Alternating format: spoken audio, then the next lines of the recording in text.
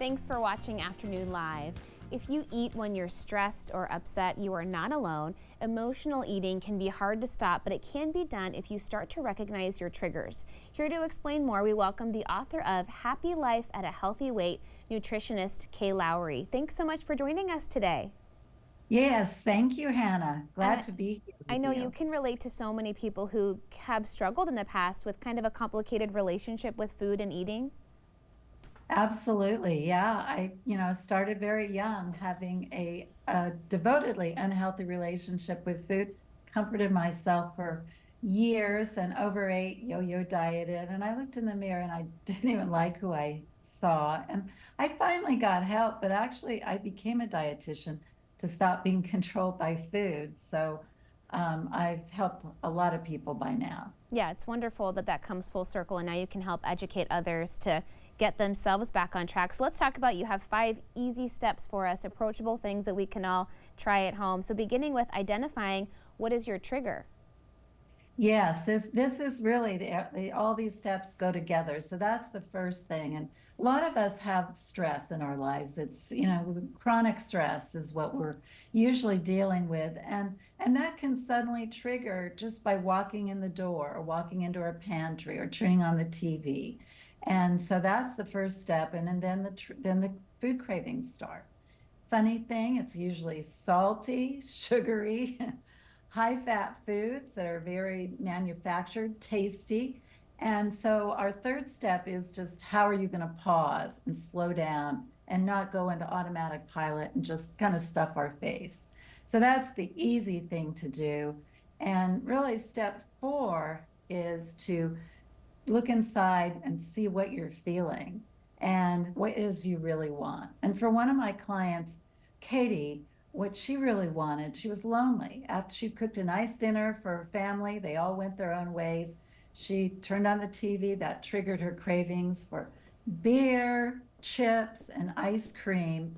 And, then she needed to slow it down and figure out what was going on. She figured out that she was lonely and she needed connection. And so step 5 for her was to call her sister or go for a walk with the neighbors or talk with her daughter.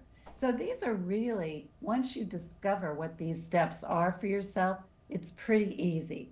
But you can't do it while you have a bowl of ice cream in front of you and you're about to eat it. It takes some real forethought. Yeah, you But mentioned that step 5 for Katie was finding other options besides your food cravings.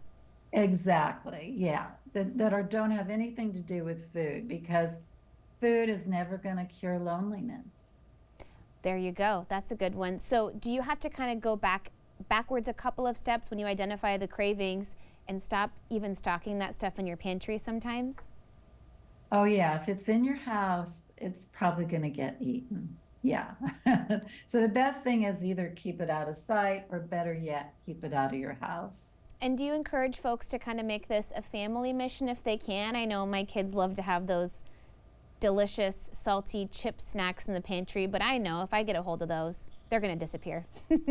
Right. Yeah. If you can make it a family decision, like what's good for us collectively, that's really a great idea.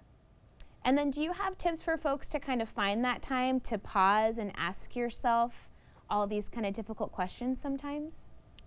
Yeah, usually when I'm seeing my clients, we go through this. So in the book, I've got 15 inner roadblocks to success that can be removed. And one of those is about this emotional eating and the 5 steps. So I actually lay out the whole thing in the book so that it's really easy. People could read the book and think about the situation that's triggering them. And the funny thing is, it's a lot of times it's after dinner at night, people loving to sit around and eat a bowl of ice cream because maybe they're bored. And so it's the easiest thing to grab.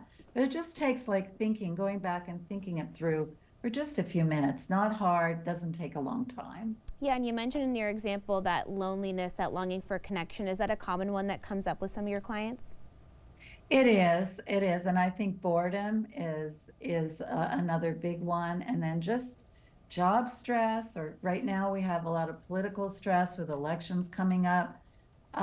It can be a variety of things, and it's usually individual. So it's different. Each person has a slightly different take on it. Yeah. Got to give ourselves a break and find some time to ask what's really going on underneath all of that. Hey, thank you so much Yeah. for spending some time with us today. Thank you so much, Hannah. I really enjoyed it. Oh, thank you. We'll have more information on our website at katu.com.